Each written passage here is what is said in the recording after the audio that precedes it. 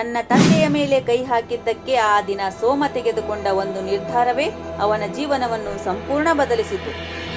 ಹೌದು, ಒಬ್ಬ ರೌಡಿ ಸೋಮ ಅವರ ತಂದೆಯ ಅಗರಬತ್ತಿ ಫ್ಯಾಕ್ಟರಿಗೆ ಬಂದು 60% ಶೇರ್ ಕೊಡಬೇಕು ಎಂದು ಒತ್ತಾಯಿಸಿದ್ದ.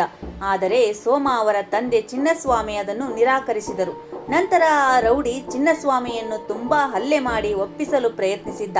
ಇದರಿಂದ ಕೋಪಗೊಂಡ ಸೋಮ ಆ ರೌಡಿಯನ್ನು ಹೊಡೆದು ನೇರವಾಗಿ ಪೊಲೀಸ್ ಠಾಣೆಗೆ ಹೋಗಿ ನಾನೇ ಹೊಡೆದಿದ್ದೇನೆ ಎಂದು ಹೇಳಿದ್ದ.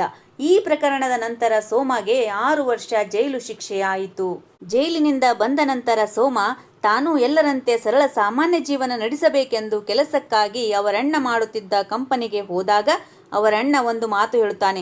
ಸೋಮ, ನೀನಿಲ್ಲಿ ಬರಬೇಡ, ನೀನು ಬಂದರೆ ನನ್ನ ಹೆಸರು ಹಾಳಾಗುತ್ತದೆ, ನೀನು ಹೊರಟು ಹೋಗು, ಹೇಗಿದ್ದರೂ ಜೈಲಿಗೆ ಹೋಗಿ ಬಂದು ಹಾಳಾಗಿದ್ದೀಯಾ ಎಂದು ಸಿಕ್ಕಾಪಟ್ಟೆ ಬೈದಾಗ ಈ ಮಾತಿನಿಂದ ನೊಂದ ಸೋಮ ರೌಡಿಜಂ ಲೋಕಕ್ಕೆ ಪಾದಾರ್ಪಣೆ ಮಾಡ್ತಾನೆ. ಅವನೇನು ಯಾವತ್ತೂ ತಾನು ರೌಡಿ ಆಗಬೇಕು, ಹೆಸರು ಮಾಡಬೇಕು ಅಂತ ಅನ್ನೋ ಮನೋಭಾವನೆಯನ್ನು ಹೊಂದಿದವನೇ ಆಗಿರಲಿಲ್ಲ.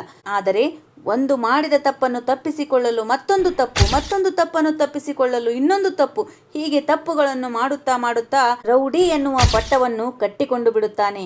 ಆಗ ಈ ಭೂಗತ ಲೋಕ ಅವನನ್ನು ಸೆಳೆದುಕೊಂಡು ಬಿಡುತ್ತದೆ. ಮೊದಲಿಗೆ ಅವನನ್ನು ಡೆಡ್ಲಿ ಸೋಮ ಎಂದು ಕರೆಯಲಾಗುತ್ತಿರಲಿಲ್ಲ. ದರೋಡೆಗಳನ್ನು ಮಾಡುತ್ತಿದ್ದ. ಆದ ಕಾರಣ ಜನರು ಅವನನ್ನು ರಾಬರಿ ಸೋಮ ಎಂದು ಕರೆಯುತ್ತಿದ್ದರು.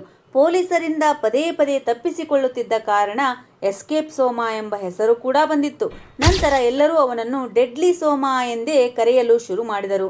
ಡೆಡ್ಲಿ ಸೋಮ ತುಂಬಾ ಕ್ರಿಮಿನಲ್ ಮೈಂಡ್ ಹೊಂದಿದ್ದ ವ್ಯಕ್ತಿ. ಅವನು ಜೇಮ್ಸ್ ಹೆಡ್ಲೆ ಚೇಸ್ ಅವರ ಡಿಟೆಕ್ಟಿವ್ ಕಾದಂಬರಿಗಳು, ದ ಗಾಡ್ ಫಾದರ್ ಮತ್ತು ಆಲ್ಫ್ರೆಡ್ ಹಿಚ್ಕಾಕ್ ಅವರ ಥ್ರಿಲ್ಲರ್ ಕಥೆಗಳಂತಹ ಕ್ರೈಮ್ ಮತ್ತು ಗ್ಯಾಂಗ್ಸ್ಟರ್ ಕಥೆಗಳನ್ನೇ ಹೆಚ್ಚು ಓದುತ್ತಿದ್ದನು ಮತ್ತು ಬಹಳ ಜಾಣನಾಗಿದ್ದನು. ಪೊಲೀಸರನ್ನೇ ಯಾಮಾರಿಸುತ್ತಿದ್ದ ಸೋಮ. ಅವನ ಚಾಣಾಕ್ಷತೆಯನ್ನು ನೋಡಿದ ಪೊಲೀಸರೇ ಹೇಳುತ್ತಿದ್ದರಂತೆ, ನಮ್ಮ ಕೆರಿಯರಲ್ಲೇ ಇಂಥ ರೌಡಿಯನ್ನು ನೋಡಿಲ್ಲ ಎಂದು. ಪಾರ್ಟ್ 3 ಬೇಕಾದರೆ ಫಾಲೋ ಮಾಡಿ, ಪಾರ್ಟ್ 3 ಅಂತ ಕಮೆಂಟ್ ಮಾಡಿ.